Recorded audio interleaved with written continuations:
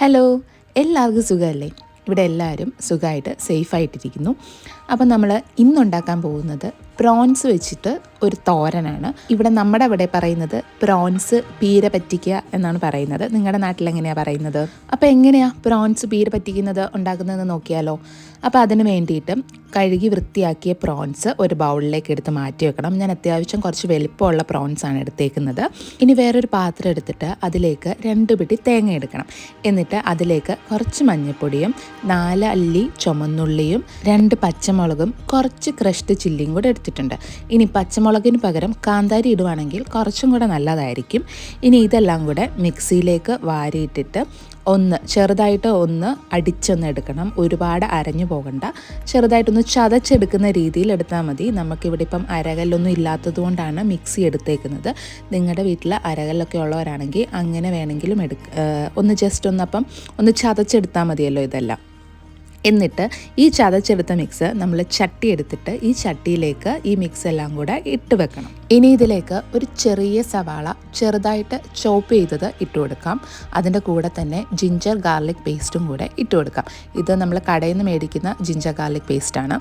പിന്നെ അത് കഴിഞ്ഞിട്ട് നമ്മൾ ക്ലീൻ ആക്കി വെച്ചേക്കുന്ന പ്രോൺസ് ഉണ്ടല്ലോ, അതും കൂടി ഇതിനകത്തേക്ക് ഇട്ട് കൊടുക്കാം. ഞാൻ അത്യാവശ്യം വലുപ്പമുള്ള പ്രോൺസാണ് എടുത്തേക്കുന്നത്, അതുകൊണ്ട് തന്നെ അത് 2ആയിട്ട് മുറിച്ചിട്ടാണ് ഇതിലേക്ക് ഇട്ട് കൊടുത്തേക്കുന്നത്.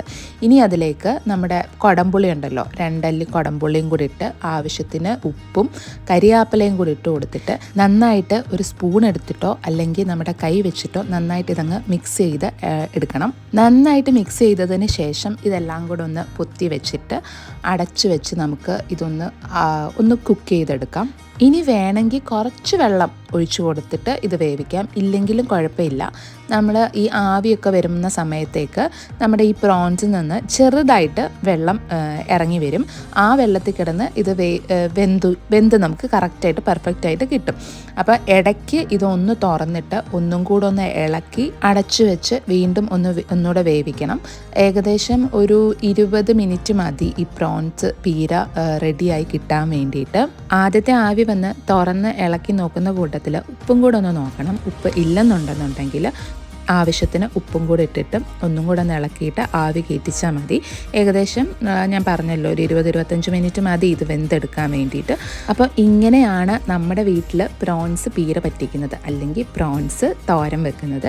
നിങ്ങൾ എങ്ങനെയാണ് ഉണ്ടാക്കുന്നത്? അല്ലെങ്കിൽ വേറെ എന്തെങ്കിലും പൊടികളൊക്കെ ഇതിനകത്ത് ഇടാറുണ്ടോ? എങ്ങനെയാണെന്ന് വെച്ച് കഴിഞ്ഞാൽ നിങ്ങളൊന്ന് കമൻറ്റിലൊന്ന് പറഞ്ഞേക്കണേ.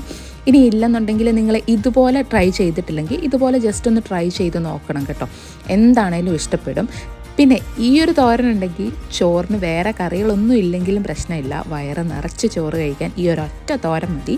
പിന്നെ അല്ലെന്നുണ്ടെങ്കിൽ നമ്മുടെ മോരുകറിയൊക്കെ ഉണ്ടല്ലോ, മോരുകറിയും ഈ തോരനും കൂടെ മിക്സ് ചെയ്ത് ചോറ് കഴിക്കാനും അടിപൊളിയാണ്. എന്താണേലും നിങ്ങൾ ഇങ്ങനെ ഒന്ന് ട്രൈ ചെയ്ത് നോക്കണം കേട്ടോ, എന്നിട്ട് അഭിപ്രായം പറയണം.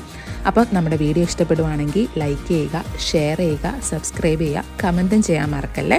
വളരെ പെട്ടെന്ന് തന്നെ ഉണ്ടാക്കാൻ പറ്റുന്ന ഒരു ഐറ്റമാണ്. അപ്പോൾ പ്രോൺസൊക്കെ മേടിക്കുന്ന സമയത്ത് ഇങ്ങനെ ഒന്ന് ട്രൈ ചെയ്ത് നോക്കണം കേട്ടോ.